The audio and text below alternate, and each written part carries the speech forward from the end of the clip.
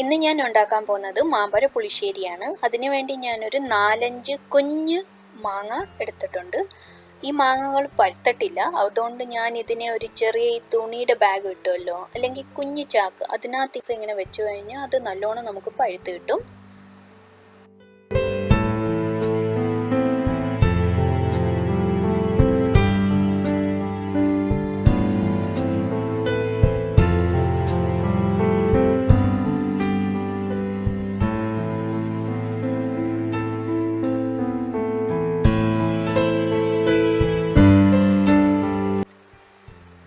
അപ്പോൾ എൻ്റെ മാങ്ങ ഇപ്പോൾ നല്ലോണം പഴുത്തിട്ടുണ്ട്. ഇനി ഞാൻ ഇതിൻ്റെ തൊലിയെല്ലാം എടുത്ത് മാറ്റും.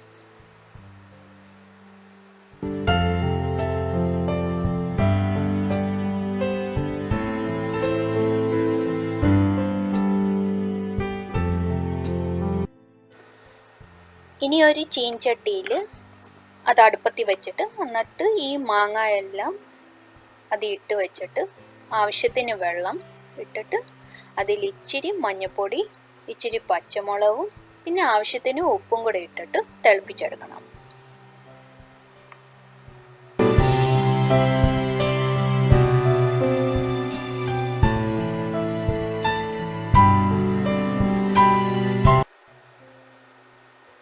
അപ്പോൾ ഇത് തിളച്ച് വരുമ്പോഴത്തേക്ക് ഇതെല്ലാം കൂടെ ഒരു പ്രാവശ്യം കൊണ്ട് മിക്സ് ചെയ്തിട്ട് തീ ഒന്ന് കുറച്ച് വെച്ചിട്ട് മീഡിയം ഫ്ലെയിമിൽ വെച്ചിട്ട് ഒരു മൂടി കൊണ്ട് മൂടി വെച്ചിട്ട് ഇച്ചിരി നേരം വെക്കണം, ഈ മാങ്ങ ഒന്ന് വെന്ത് കിട്ടാൻ വേണ്ടി.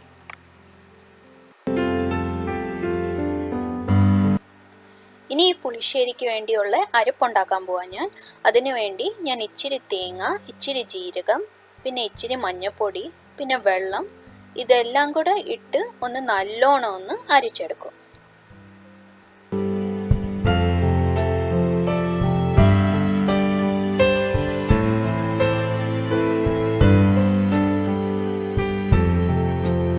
എൻ്റെ അരപ്പ് റെഡി ആയിട്ടുണ്ട്. ഇനി ഇച്ചിരി എണ്ണ അടുപ്പത്ത് വെച്ചിട്ട് അത് ഇച്ചിരി കടു പൊട്ടിച്ചെടുക്കണം. എന്നിട്ട് തീ കുറച്ച് വെച്ചിട്ട് ഇച്ചിരി ഉലുവ ഇടണം, പിന്നെ അരിഞ്ഞു വെച്ച കുഞ്ഞുള്ളി ഇടണം, പിന്നെ ഇച്ചിരി 2-3 ചുവന്ന മുളക് പൊട്ടിച്ചിടണം. എന്നിട്ട് ആവശ്യത്തിന് കരിവേപ്പിലയും കൂടെ ഇട്ടിട്ട് എല്ലാം കൂടെ ഒന്ന് ഇളക്കി എടുക്കണം.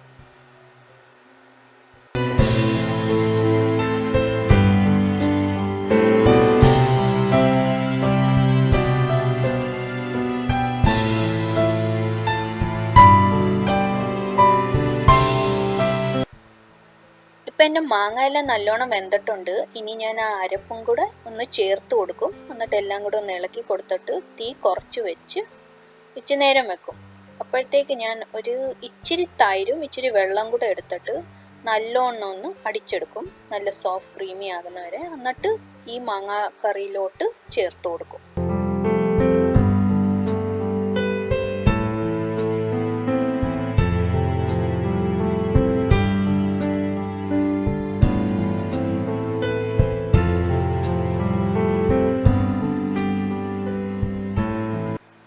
ഇനി ഇതെല്ലാം കൂടെ ഒന്ന് ഇളക്കിയിട്ട് പിന്നെ ഇത് കടു പൊട്ടിച്ചതും കൂടെ ചേർത്ത് എല്ലാം കൂടെ ഒന്ന് ഇളക്കി അടുപ്പത്തൊരു 1-2 മിനിറ്റ് തീ കുറച്ച് വെക്കണം. ഈ കറി ബോയിലാകാൻ പാടില്ല, അല്ലെങ്കിൽ കറി തിളച്ച് കഴിഞ്ഞാൽ പൊട്ടിപ്പോവും, കേർഡിലായിപ്പോവും. അപ്പോൾ അത് നമ്മൾ ശ്രദ്ധിക്കണം. അപ്പോൾ ഇച്ചിരി നേരം ഇങ്ങനെ വെച്ചിട്ട് ഒരു 1-2 മിനിറ്റ് വെച്ചിട്ട് നമുക്ക് ഗ്യാസ് ഓഫ് ചെയ്തിട്ട് പിന്നെ ആവശ്യത്തിന് ഉപ്പൊക്കെ ചേർത്തിട്ട് നമുക്ക് വേണമെങ്കിൽ സെർവ് ചെയ്യാം. പക്ഷേ ഇതും ഈ മീൻ കറിയുടെ ഒക്കെ കൂട്ട് ഇച്ചിരി നേരം വെച്ച് കഴിഞ്ഞിട്ട് കുറേ മണിക്കൂർ കഴിഞ്ഞ് നമ്മൾ ചോറിൻ്റെ കൂടെയൊക്കെ എടുത്തു കഴിഞ്ഞാൽ നല്ല രുചിയായിരിക്കും. അപ്പം മാങ്ങയുടെ ടേസ്റ്റൊക്കെ നല്ലോണം ഇങ്ങനെ വെളി വരുന്നത്. അപ്പോൾ എൻ്റെ മാമ്പഴ പുളിശ്ശേരി റെഡി ആയിട്ടുണ്ട്. അപ്പം നിങ്ങൾ ഈ റെസിപ്പി ട്രൈ ചെയ്ത് നോക്കൂ, നിങ്ങൾക്കും ഇഷ്ടപ്പെടുമെന്ന് ഞാൻ വിശ്വസിക്കുന്നു. അപ്പോൾ എൻ്റെ വീഡിയോ റെസിപ്പി ഇഷ്ടപ്പെട്ടിട്ടുണ്ടെങ്കിൽ ലൈക്ക് ചെയ്യണം, ഷെയർ ചെയ്യണം, കമൻറ്റ് ചെയ്യണം. എൻ്റെ കുട്ടി ചാനലിലേക്ക് സബ്സ്ക്രൈബ് ചെയ്തിട്ടില്ലെങ്കിൽ പ്ലീസ് സബ്സ്ക്രൈബ് ചെയ്യണം. Thanks for watching. Take care. God bless and bye for now.